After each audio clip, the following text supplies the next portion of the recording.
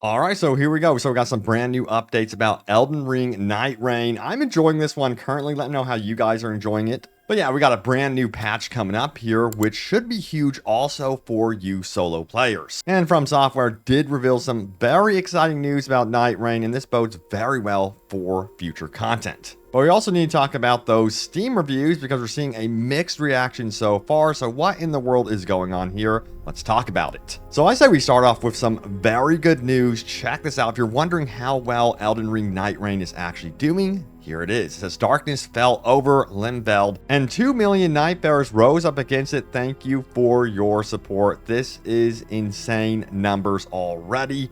And yeah, that bodes very well for the future of Nightreign, of course. I would imagine that they would most likely want to continue perhaps content drops down the road for this one, considering already it is an immense success. We'll see how the player numbers hold up though in the long term. I'm really curious to see what is going on here, but on Steam charts, we're seeing over 300,000 concurrent players right out the gates. And yeah, we'll see if that can be topped here as we head into the weekend. Now, we also have some big update news here. Check it out. So they officially posted this. Nightbearers, thank you for playing Elden Ring Nightreign. Next week, patch 1.02 will be released and will include several bug fixes as well as improvements for solo expeditions. Further details will be provided next week, and they have this follow-up post here as well. The following improvements for solo expeditions will be added to the game. The effect automatic revival upon defeat, which allows revival once per night boss battle, will be added to solo expeditions, and the amount of runes gained will be increased. Thank you for your support.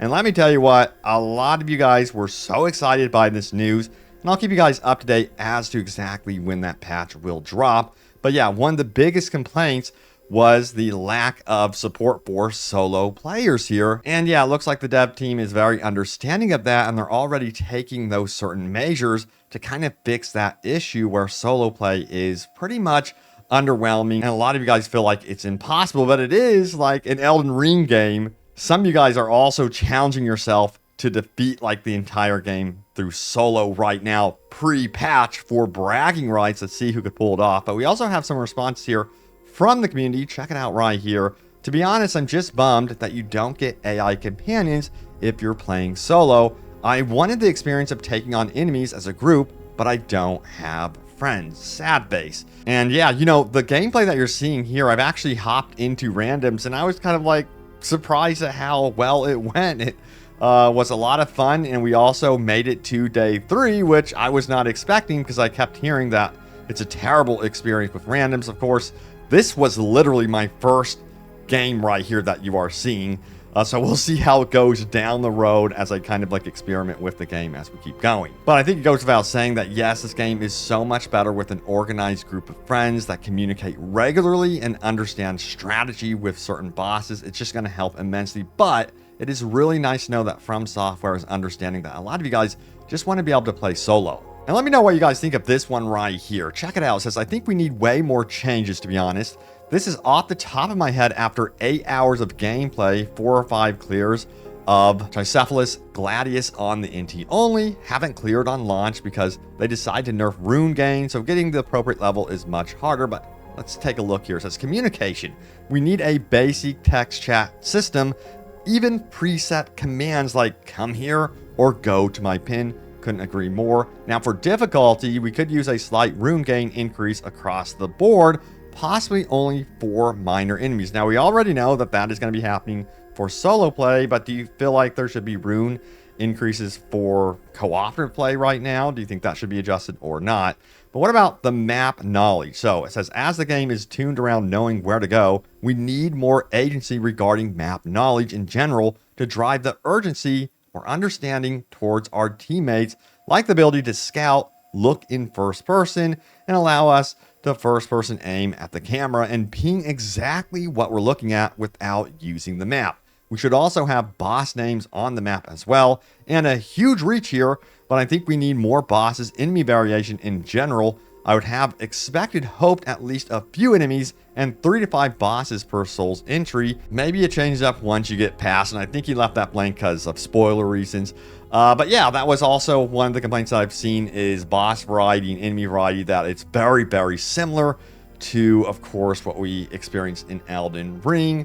But yeah, let me know how you guys are feeling about that one. But overall, I think one of the biggest things is communication definitely needs to be improved, especially if you hop in matchmaking with randoms, which I know is not ideal, but hey, a lot of us do that anyway. Like, for example, right here, I think this team was really great in randoms. I was, again, very surprised by it. Now, we also got to talk about those mixed opinions about Nightreign out on Steam, which currently is sitting at a lower score than the console counterparts right now.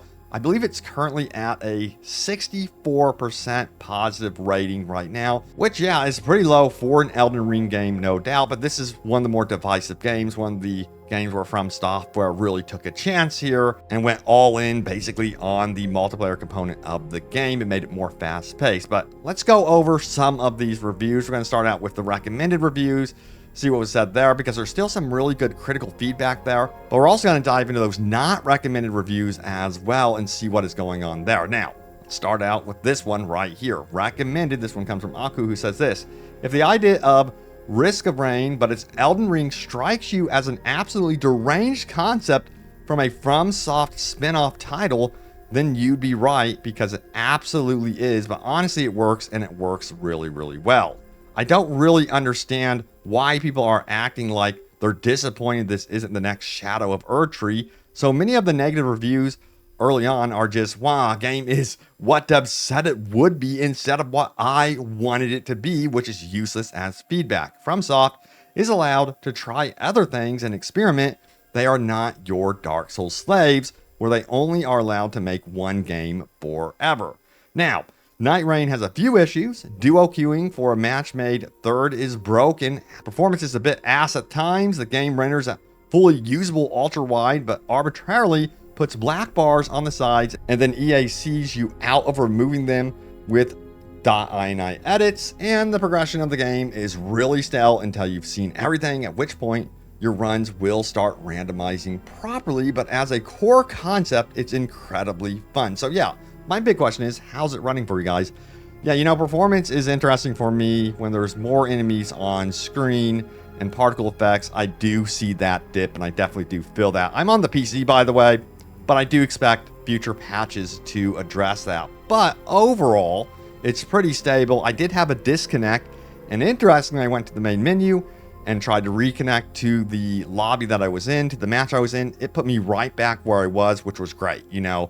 So at least they have that system in place as well. And we have this right here, picked from a really well-rounded selection of characters with their own abilities and starting gear and distinct appearances. Select the end boss you want to hunt, like you would Monster Hunter, which I love, by the way, then fly in, drop on the map, and run around doing Elden Ring open world content and clearing strongholds and killing mini bosses while leveling up and gathering gear to fight 2 random bosses from Elden Ring before getting to your chosen final boss, which is entirely unique to the game.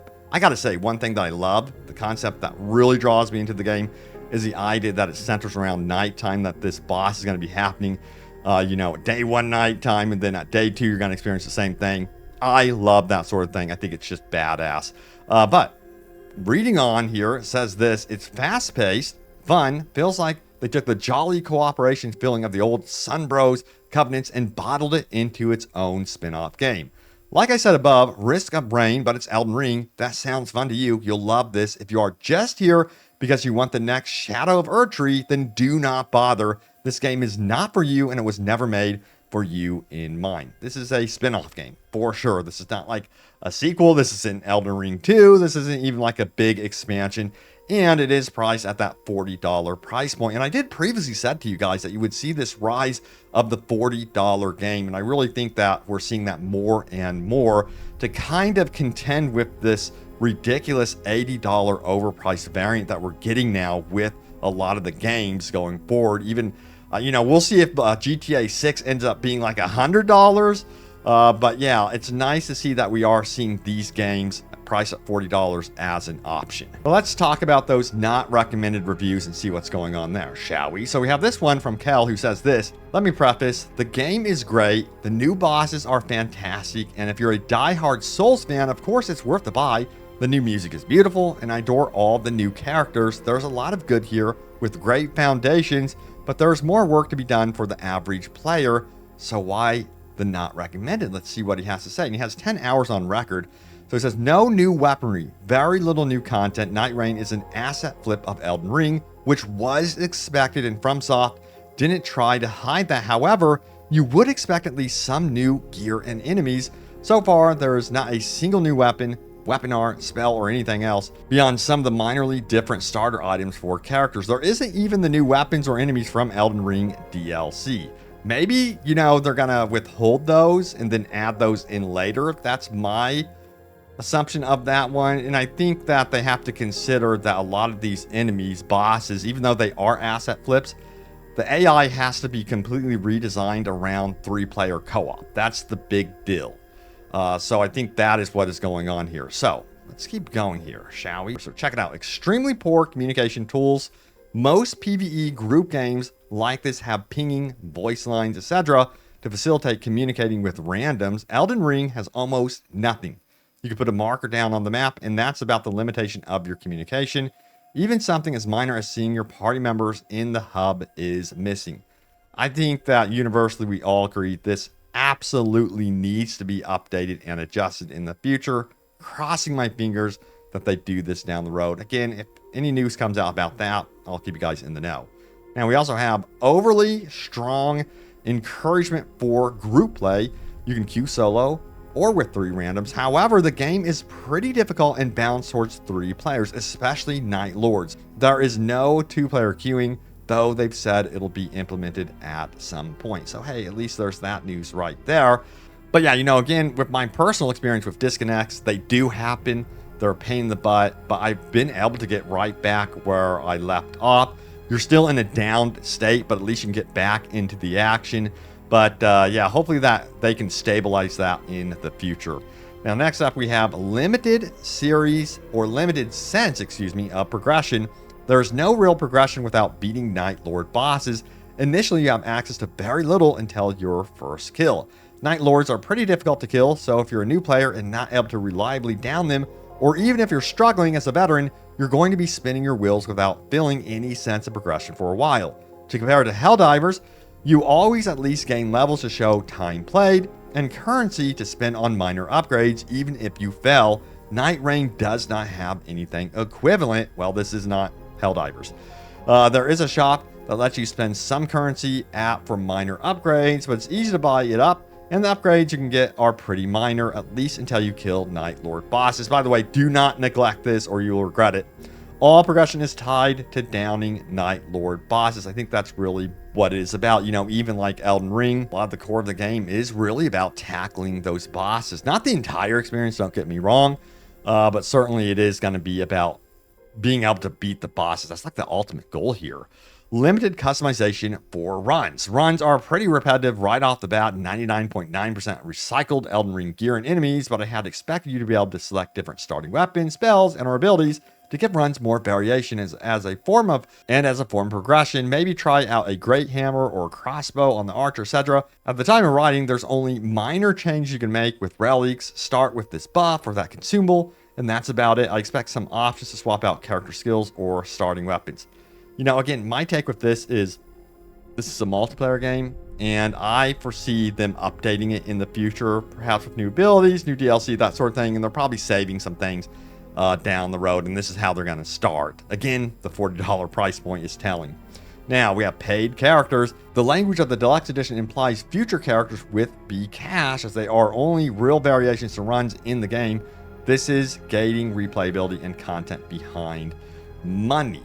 Yeah, so how do you guys feel about that, where characters down the road would be paid? So that's a big one for sure. Now, you know, I've played many different games. One game that I'm currently playing, of course, all the time is Space Marine 2, and the way they handle DLC is cosmetics are pretty much the paid option, and then The core gameplay loop type stuff is free, which I really do prefer. It keeps the community together. It brings life back into the game. So I'm kind of curious to see what they do here in the future when it comes to characters. There's no confirmation, by the way, if characters would be paid or not. I don't believe at this time. Now we have massively inflated health pools mixed with weird pacing. Nightreign wants you to go, go, go. Enhanced movement and speed mixed with limited time makes you feel the need to constantly rush around and gear up. Enemies' health pools are very large, possibly in an attempt to balance the game with 3 players in mind. Exactly. Bosses are basically pinatas where you can well on them for quite a while. Night Lords have elemental weaknesses and are meant to be big epic fights, but it's not uncommon for nightly bosses to take a bit. This in turn makes you feel the need to go even faster in the world to stack as much damage as you can so bosses aren't taking agonizingly long to kill. It leads to a mixed pacing of feeling rushed, but things taking awkwardly long to kill. You know, whenever you go up to like some of these bigger bosses and even like sub bosses that have these huge health pools, you know your team needs to be together to face off against this thing. Again, this is more of a problem in solo play. You know, they're making some adjustments here to solo play as confirmed by that patch, but maybe, just maybe, a lot of you guys feel like there needs to be more adjustments with the health pool of enemies when it comes to solo play specifically. All right, so what do we got next here? Check it out. To me, these are some glaring issues for a brand new multiplayer game, but I think they're all pretty fixable and reasonable to fix. DLC content can be imported, starting gear can be made adjustable, numbers can be tweaked. It is, if From Software is listening, I guess napkin math guess 6 to 12 months to fix most of the issues I've listed here. It's possible. From Software has never done a game like this before, so it's unclear just how much content and support the game will get going forward. Maybe these are going to be permanent issues forever, or maybe they'll be good about patching in content and have plans down the road that'll erase these problems, or maybe not. Unfortunately, From Software has a history of not communicating at all and making strange changes without explanation. The future is unclear for Nightreign. Since this is a multiplayer-centric game, FromSoft will have to pivot on what they've done previously and really communicate with the community, at least in my opinion. So hopefully that's the case here. But if that is the case, I will let you know. And if it isn't, that will be a bummer. But so far, what we are seeing is instant communication regarding solo play, future patches out on their Twitter. So that bodes well so far, at least. We'll see what happens. But yeah, there it is. The latest happenings around Elden Ring Nightreign. Stay tuned here for more news and updates about this one. I'm enjoying it so far. We'll see how it goes. I got into a good match, and yeah, excited to dive into it more. But thank you guys so much for watching. Stay tuned for more, and I will see you all next time. Take care.